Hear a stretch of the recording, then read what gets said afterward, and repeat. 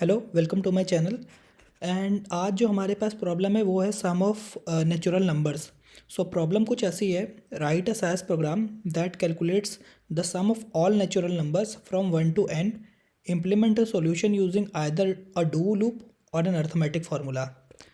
सो इस प्रॉब्लम को हम समझते हैं कि इस प्रॉब्लम का मतलब क्या है। पहले तो प्रॉब्लम ये कह रही है कि सपोज़ हमारे पास sum of first n natural numbers का सम निकालना है। फॉर एग्जांपल, अगर हमारे पास n इक्वल टू 5 है, दैट मीन्स कि हमें जो सम हमें चाहिए, जो आउटपुट चाहिए, वो चाहिए 1 + 2 + 3 + 4 + 5।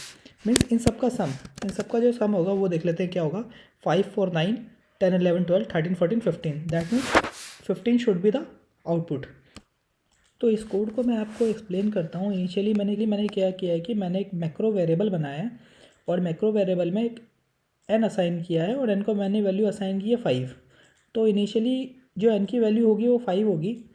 उसके बाद जो नेक्स्ट स्टेप में मैंने क्या किया है कि एक डेटा नल बनाया है और डेटा नल के इनसाइड मैंने एक सम इक्वल टू 0 ले लिया है। मीन्स इस सम की वैल्यू इनिशियली 0 रहेगी।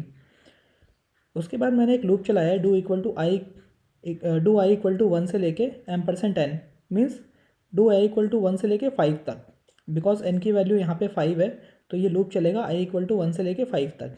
तो यहाँ पे हम मेंशन कर लेते हैं i इक्वल टू 1 से लेके 5 तक। तो जस्ट कि हम आगे इस लूप को अच्छे से समझ पाएँ, इसलिए मैं इन वैल्यूज़ को भी मेंशन कर रहा हूँ।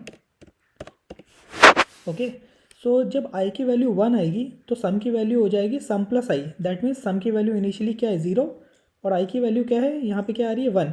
तो सम की वैल्यू हो जाएगी सम की वैल्यू हो जाएगी 0 + 1 विच इज़ इक्वल टू 1। तो इनिशियली सम की वैल्यू i इक्वल टू 1 पे 1 रहेगी। और उसके बाद क्या होगा, आई इक्वल टू 2 के लिए इस लाइन की हमको कोई नीड नहीं है, ये जस्ट मैंने डीबगिंग के लिए ऐड की थी। उसके बाद क्या हम कर सकते हैं, जब ये लूप दोबारा आई इक्वल टू 2 के लिए चलेगा, तो सम की वैल्यू सम प्लस आई फिर से कर देगा ये।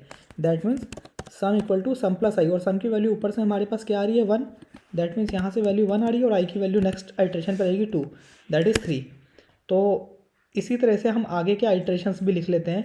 आगे के आइट्रेशन में यहाँ पे वैल्यू क्या रहेगी, जो सम की वैल्यू रहेगी 3 और आई की वैल्यू भी रहेगी 3। तो इस केस में इसकी वैल्यू हो जाएगी 6। इसके नेक्स्ट आइट्रेशन में रहेगी 6 + 4 विच इज़ इक्वल टू 10, और इसके नेक्स्ट आइट्रेशन में रहेगी 10 प्लस आई की वैल्यू रहेगी 5 विच इज़ इक्वल टू 15। तो एट द एंड 15 आउटपुट आना चाहिए। तो ये लूप बेसिकली क्या कर रहा है कि एक नंबर ले रहा है और एक लूप चला रहा है from 1 to that number and summing up all the values together. And at the end जैसे ये लूप एग्जीक्यूट होना बंद होगा, ये पुट स्टेटमेंट के थ्रू ये हमारे लॉग विंडो में उस सम की वैल्यू प्रिंट कर देगा। तो this is the way to actually print the sum of N N natural numbers. मैं इसको रन करके एक बार दिखाता हूँ कि हमारा आउटपुट क्या आ रहा है। So can you see this? So now we are getting sum as 15 because हमारा नेचुरल नंबर जो था उसकी वैल्यू थी, n की वैल्यू थी 5 और हमारा सम आ रहा है 15। So which is showing exactly same value as we can see here in this document. So for example, अगर हमारे पास कोई और नंबर है, फॉर एग्जांपल 50, और हमें सम ऑफ दोस्त फ्रॉम 1 to 50 का सम चाहिए। Can you see? The sum is 1275. So this is the sum of natural number from 1 to 50. So this is how we can solve this particular problem. Thank you.